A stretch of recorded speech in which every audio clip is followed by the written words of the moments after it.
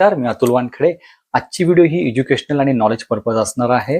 तर बऱ्यापैकी लोकांना कन्फ्युजन असतं की कुठलं क्रिस्टल कधी वापरावं, कारण की मार्केटमध्ये भरपूर क्रिस्टल्स अवेलेबल आहे. पण त्यामुळे कन्फ्युजन क्रिएट होतात की आपण नेमकं कोणतं वापरावं.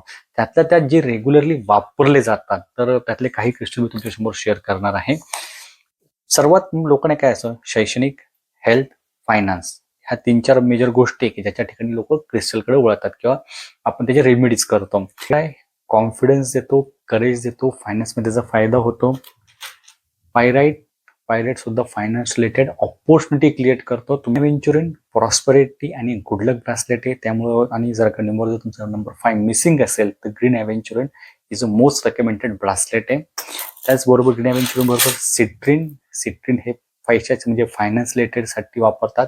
जसं पुष्कराज वापरतात लोक करिअरसाठी, तसं citrine one of the best bracelet आहे. थँक्यू.